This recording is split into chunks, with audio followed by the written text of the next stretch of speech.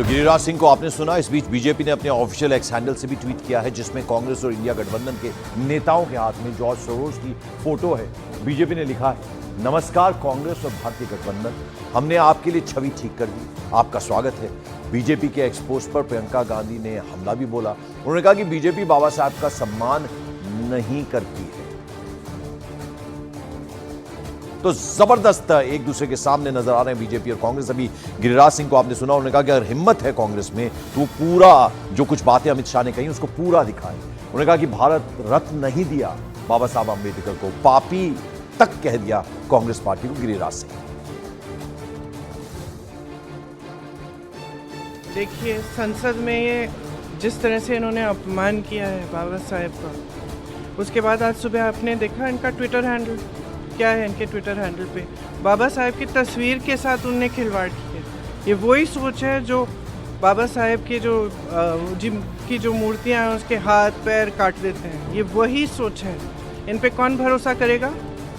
ये कहते हैं आरक्षण को ये ख़त्म नहीं करना चाहते, संविधान को बदलना नहीं चाहते, तो क्या कर रहे हैं? बेसिक रिस्पेक्ट होती है ना, इंग्लिश में कहते हैं बेसिक रिस्पेक्ट। एक आदर जो होना चाहिए वो आदर ही नहीं है। ये संविधान के निर्माता हैं, उनके बारे में आप ऐसा कह रहे हैं। और मेरे वरिष्ठ सहयोगी अरुण सिंह इस वक्त हमारे साथ जुड़े। अरुण, अभी हमने प्रियंका गांधी की बात सुनवाई, जबरदस्त तरीके से एक दूसरे के सामने नजर आ रहे हैं बीजेपी और कांग्रेस। जो आज एक्सपोज किया गया है ट्विटर हैंडल से बीजेपी की तरफ से, उसको लेकर बात कह रही थी प्रियंका गांधी।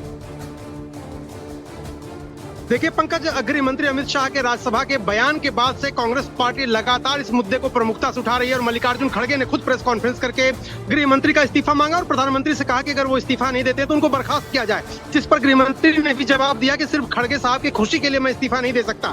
सवाल यह है कि बाबा साहब अम्बेडकर की विरासत को लेकर और विरासत से जो वोट बैंक जुड़ा हुआ है, दोनों दल उस वोट बैंक पर कोई डेंट न पड़े और दूसरे का वोट बैंक हथिया लिया जाए, इस रणनीति के तहत काम कर रहे हैं। इस वक्त अगर आप देखिए तो भारतीय जनता पार्टी के जो सांसद मेरे पीछे वो दिखाई देंगे, वो प्ले कार्ड लेकर के और कांग्रेस पर आरोप लगा रहे हैं कि वो बाबा साहब भीमराव अंबेडकर को दबाने के लिए कोई भी उन्होंने कोर कसर नहीं छोड़ी, उन्हें भारत रत्न नहीं दिया और उन्हें हराया भी चुनाव में।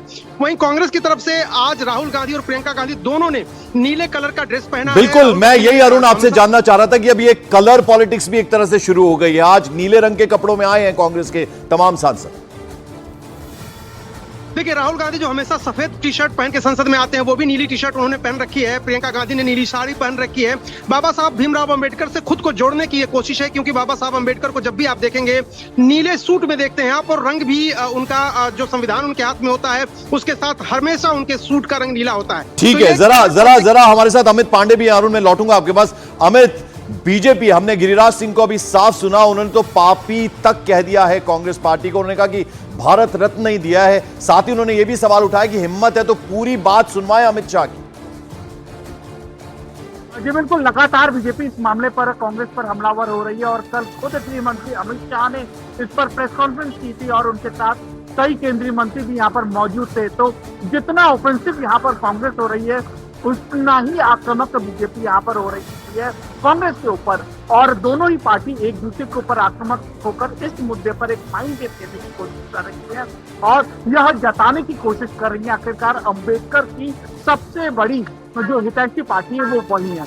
अब जहां तक बीजेपी की रणनीति का सवाल है, बीजेपी खुद कांग्रेस के जो रिकॉर्ड्स हैं उनके निकालते हुए और जो उन्होंने बाबा साहब अम्बेडकर के बारे में जो कहा था, ये सारी चीजों का जिक्र करते हुए बीजेपी के सांसद हमें आने वाले दिनों में ये कहते हुए नजर आएंगे।